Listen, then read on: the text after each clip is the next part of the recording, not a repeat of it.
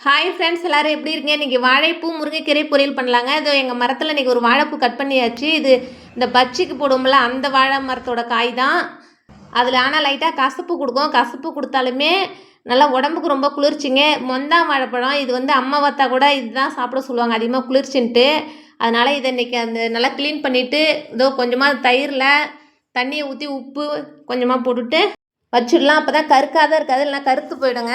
இதோ எண்ணெய் ஊற்றி கடவுளுத்தூர் போட்டு கடலைப்பருப்பு கொஞ்சமாக போட்டு சீரகம் கொஞ்சமாக போட்டுட்டு 4 மிளகா போட்டிருக்காங்க. வரமிளகாய் பெருங்காயத்தூள் முடிஞ்சிருச்சு. அதை மூடி திறந்து சும்மா கொஞ்சமாக கொட்டிக்கிட்டேன்.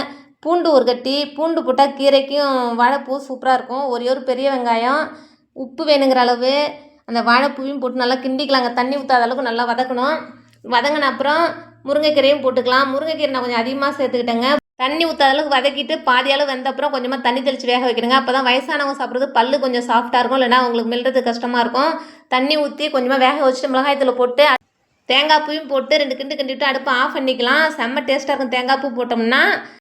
பாருங்கள், முருங்கைக்காய், கத்திரிக்காய், உருளைக்கிழங்கு, மாங்காய் போட்டாலே சாப்பாடு கொஞ்சம் அதிகமாக இறங்கும். ஏன்னா அப்படி ஒரு டேஸ்ட்டாக இருக்கும். அதனால் இன்றைக்கி சாம்பாரும் கூட்டி வச்சாச்சுங்க மதிய சாப்பாட்டுக்கு. புளியை ஊற்றி பருப்பையும் ஊற்றி அடுப்பை ஆஃப் பண்ணிக்கலாம், அவ்வளோதான். இது வந்து கூட்டி வச்சிட்டேன். இன்றைக்கி வந்து இட்லி ஊற வைக்க போகிறேங்க. ரேஷன் அரிசி குண்டரிசினாலே சாஃப்டாக தான் இருக்கும் இட்லி. 3 காப்படி ரேஷன் அரிசியும் 1 காப்படி வீட்டு அரிசியும் ஊற வைக்கிறேங்க. நம்ம வீட்லேயே ரெடி பண்ணது. ஏதோ உப்பு போட்டு நல்லா கழுவிக்கலாம். நல்லா கழுவிட்டு வச்சோன்னா மாவு நல்லா வெள்ளையாக இருக்குங்க. 4 மணி நேரம் அரிசியை ஊற வச்சிட்டேன். உளுந்து ஒரு 1/2 மணி நேரம் ஊற வச்சு மாவு ரெடி பண்ணியாச்சு. இன்றைக்கி மதியத்துக்கு அந்த முருங்கைக்கீரையோட அந்த முட்டை பொரியலையும் சேர்த்து சாப்பிட்டோம். செம்ம டேஸ்ட்டாக இருக்கும். இந்த எண்ணெய் ஊற்றி கடவுள் போட்டு கொஞ்சமாக சோம்பு, கருவேப்பிலை, மிளகாய்த்தூள், கரம் மசாலா, மஞ்சள் தூள் எல்லாமே போட்டு ஒரு தக்காளி புழிஞ்சுட்டுக்கலாம். இது வேணால் சாப்பாடும் கிளறி சாப்பிட்டுக்கலாம். வேணுங்கிற அளவு உப்பையும் போட்டுக்கிட்டு முட்டையும் உடச்சி ஊற்றி நல்லா கிண்டி விட்டு இறக்கம் போகிற நேரத்துக்கு கொஞ்சமாக மிளகுத்தூளையும் போட்டு இறக்கிக்கலாங்க. இது முருங்கைக்கீரையில் ஒன்றா கிளறிட்டும் சாப்பிட்டுக்கலாம். சாப்பாடும் கிளறி எடுத்துகிட்டு போய்க்கலாம், நல்லாயிருக்கும்.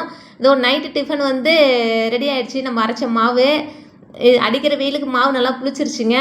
அவ்வளோதான். அந்த மதியம் வச்ச சாம்பாரில் வந்துட்டு நான் புளி ஊற்றாதான் வச்சுருந்தேன். கொஞ்சம் நைட்டு இட்லிக்கு வேணுன்றதுனால நைட்டு டிஃபனு தான். நம்ம வீட்டில் நாட்டுக்கோழி இருக்குன்றதுனால ஆளுக்கு ஒரு முட்டை இல்லைன்னா 2, அவ்வளோதான். அதுக்கு மேலே இல்லை. உப்பு மிளகுத்தில் போட்டு அதையும் அடுப்பு ஆஃப் பண்ணிவிட்டு இதோ எங்கள் தம்பி இன்னைக்கு கேரளா போயிட்டு வந்தான். அதனால் அந்த காஃபி பவுட்ரு வாங்கிட்டு வந்துருந்தாங்க. காஃபி இது வந்து காஃபி தூள். இது எப்படி இருக்குன்னா நம்ம புளிச்சக்கீரை விதை மாதிரி இருக்குது.